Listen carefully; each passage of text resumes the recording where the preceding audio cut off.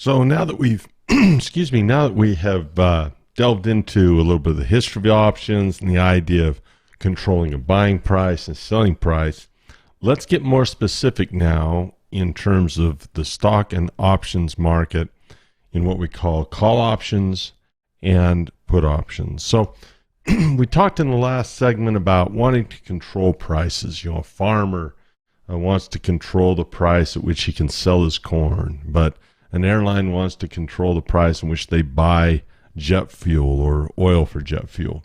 And so the same is true with these ideas. Perhaps we start here with this person is bullish on the stock, and this person is bearish on the stock. So maybe this person right here wants to control the price at which he can buy this stock. So he says, I want the choice to buy, we'll just call it XYZ stock for now. XYZ stock. I want the choice to buy it at, let's just say it's $100. So let's just put a graph up here where the stock's at $100. And, I'd like to do that anytime between now and 60 days, 2 months, whatever it is. Okay, it could be anything, 60 days. And so now this person over here on this side says, okay, I'll make you a promise. I promise to sell XYZ stock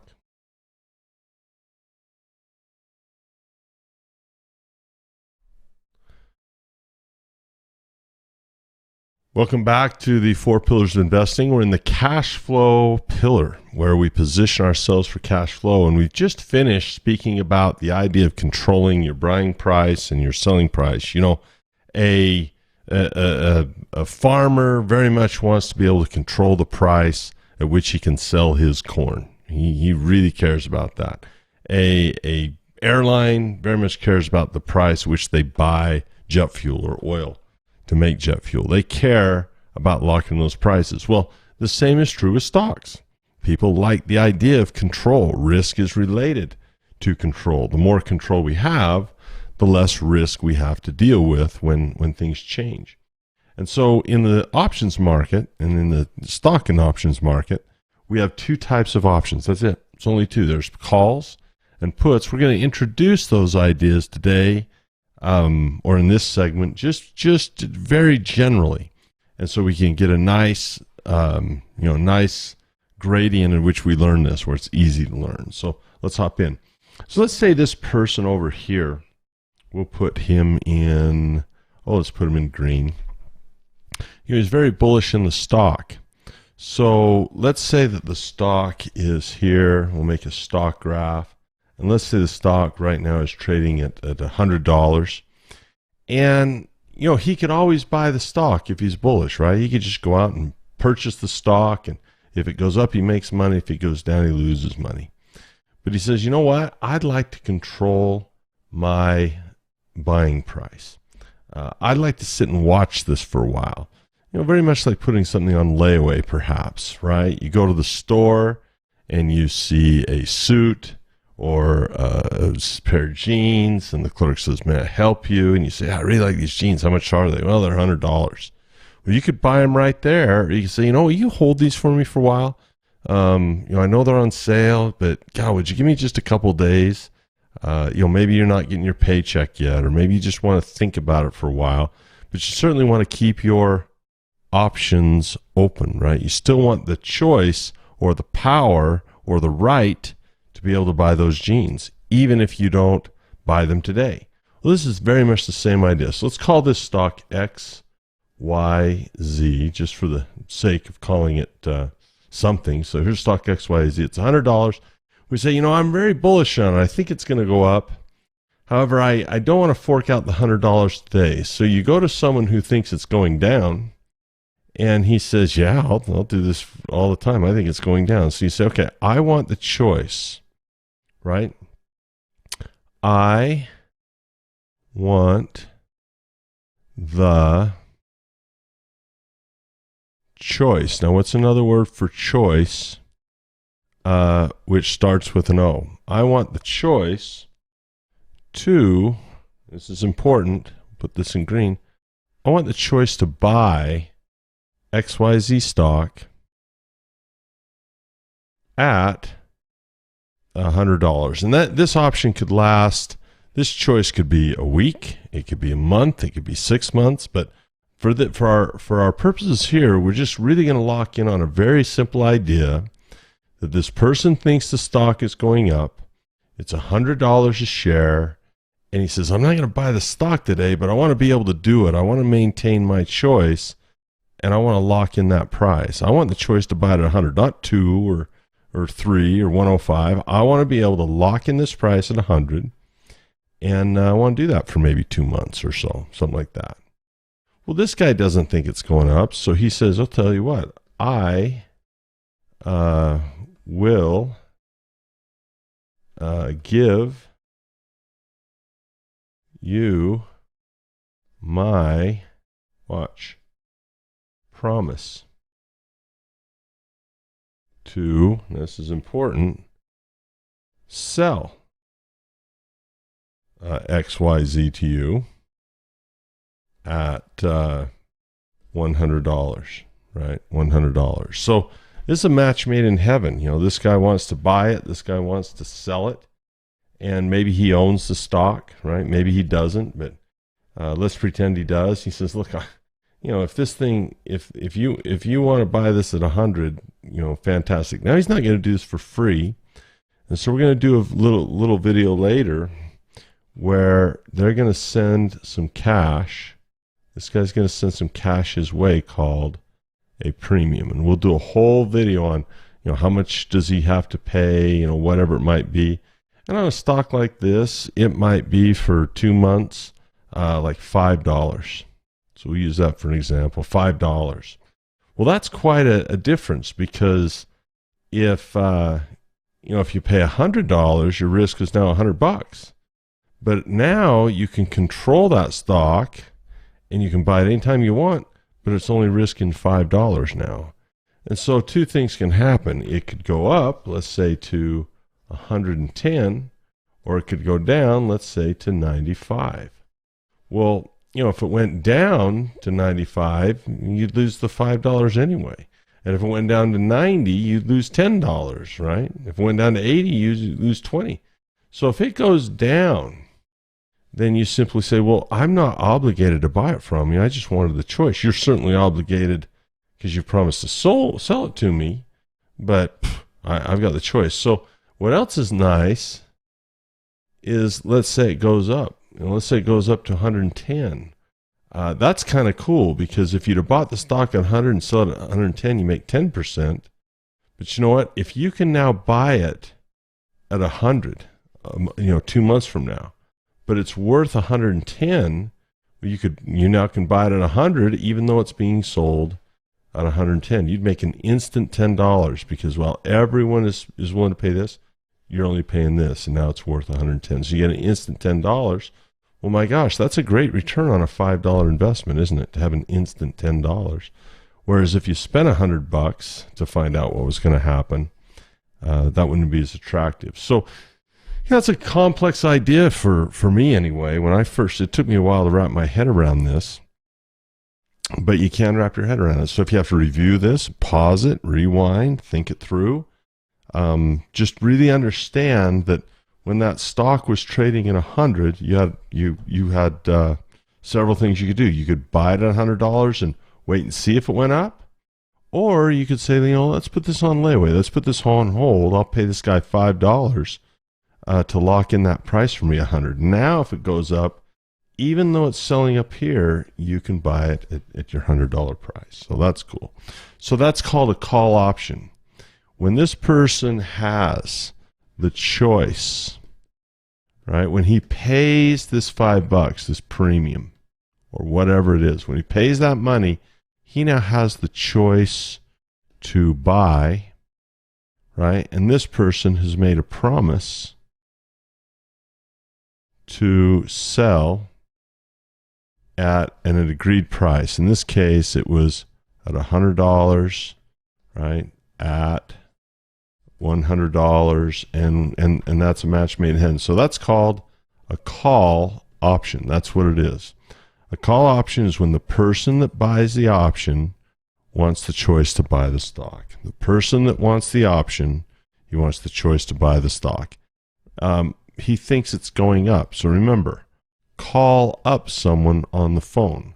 Call up. It's a bullish move. The person that is going to pay for this option, he's calling up, right? Call up helps you remember that he wants the choice to buy because he thinks it's going to go up. Now, let's look at the other half. Let's say it's flipped. And let's say this person says, you know what? Maybe he owns the stock. Maybe he's already got the stock and it's trading $100 and he's fearful it will go down. Well, now he wants the choice. Says, I would like the choice, obviously, to sell. So let's put that here. I want the choice to sell my stock at, this XYZ stock at $100.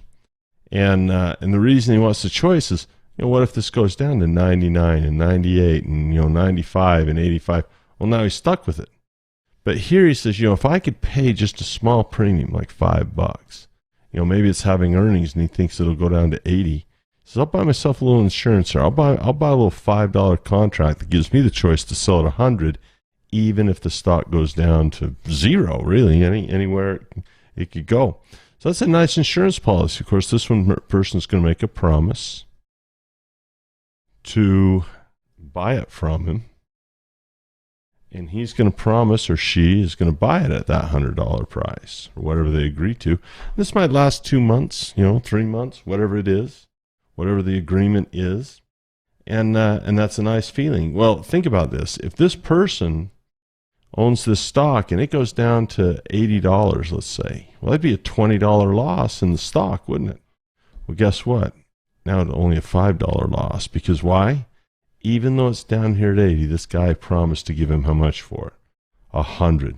And so now he's only lost the $5 for the agreement rather than the $8. That's what Mark Cuban did on Yahoo. That's why he remained so rich when Yahoo fell. He had the right to sell it high in case it was low. So that's called a put option, right? This one would be a put option. So again, if we have the choice, in this case, to sell something, right? To sell, and this person makes a promise to buy, let's put that in green, to buy, you have what is called a put option. That's a put option. So again, if you have to rewind that, we remember how we were calling up on the phone. Well, now you're going to put the phone down after you're done. So call up, put down. Pretty easy. Call up, put down. The person that is buying the option is sending this premium to the other person, so they have this choice. If he wants to sell it, it's a put. If he wants to buy it, it's a call. Pretty simple. So an option contract is just an agreement that gives the person who owns the contract the right to trade the shares at a set price. And if it's a buy, well, they call it a call option. If it's a sell, we call it a put option. Now, what is the risk when you buy an option? This is kind of fun to think about. Is if you are going to have a stock, okay, so let's look at the stock. If the stock was at $100, right, and it went down to zero, you would lose $100. If you buy stock, right, at $100, that's the risk. So here the risk is risk equals $100 if it went bankrupt. But watch this. What if you bought a call option, right? Buy the call option, and the stock is at $100, and what that means is you have a choice, right? Choice to buy. Now, buying and having the choice to buy are very different things. So let's pause here. Let's think about that for a minute. When you walk into a store and something's on sale, you haven't bought it yet, but you have the choice to. we only actually take lots of risk when we actually buy it. As long as it's just a choice, we're just standing there. Well, let's say this person hands over $5 here for this choice to buy. So this guy right here is out, he's out $5. Well, now let's say during that time, the stock does go to zero. Well, his risk, his maximum risk, is going to be that $5. Why? Well, the stock went to zero. Well, he doesn't have to buy it. It's his choice. And he simply says, you know what? Thanks for holding that stock for me, and thanks for promising to sell it to me at $100. But you know what? Since it's not worth anything, I really don't want to pay $100 for it. So thank you much. And so you're out the $5 that you spent for the contract. So another way to say this is maximum risk when you own an option. It's very much different when you sell one, but when you buy an option, very much different when you sell one. But when you buy an option, your maximum risk, this is something to remember, equals the premium you paid for the option, not the stock. Premium, maximum premium. Maximum risk is premium paid. That's it. And so this gets attractive for a lot of people because they think, well, my gosh, I'm not ever going to buy stock anymore. I'm just going to buy options and have the right to buy it. And if it goes down, I'll walk away. If it goes up, I'm cooking with gas here. I'm in business. Well, it's not quite that simple, but it is an interesting concept, and it's a fun one to be able to put things on layaway if you want. Now, there's much more we'll use these options for. Much more. We'll use them to hedge risk. We use them opportunistically. But this is, again, just the basics, right? This is just the basics of what an option is. And, in the UK, there's a little bit more leverage than my home country, the United States. But here's what's really fun. A single option contract controls 100 shares of stock.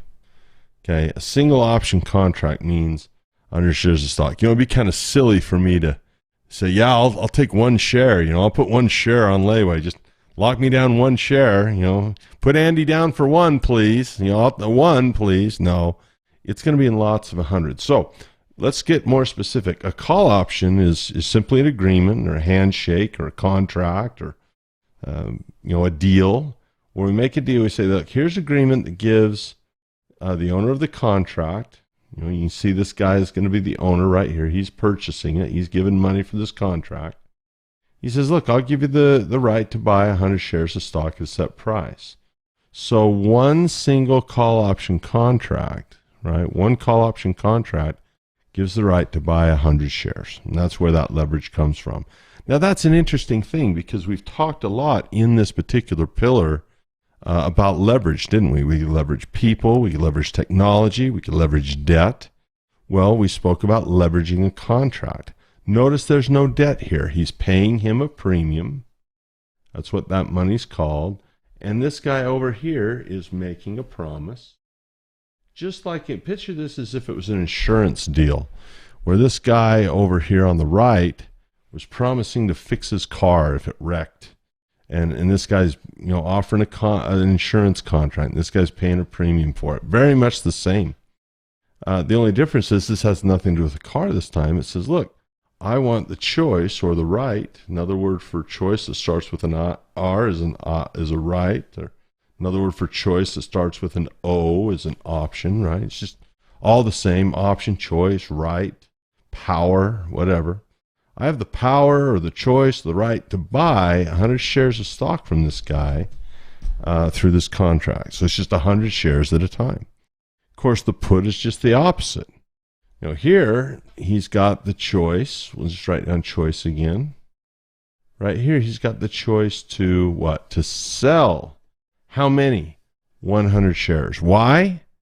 Because there's 100 shares per contract. So if you can get the concept of putting something on layaway, hold this for me for a while at this price. Or, hold this. I want to sell it here. Okay. I want to make sure that I can sell it to you at this price. Or you can say, I want to make sure I can buy it from you at this price. Simply controls that. And a put option is an agreement that gives this person who has the contract the right to sell his shares of stock at a set price. And this stuff gets pretty exciting. We keep it pretty basic here in this short first lesson on puts and calls. But here's some good news. So only 4 option trades you can make. Only 4. You're either going to be someone who buys a call, which means you would have a choice, right? A choice. Or you're going to be the seller, which means you're getting paid to make a promise to someone else, right? You can be the person that says, yeah, hand me a premium. I'll promise to sell it to you. Here, if you buy, you're always going to have a choice.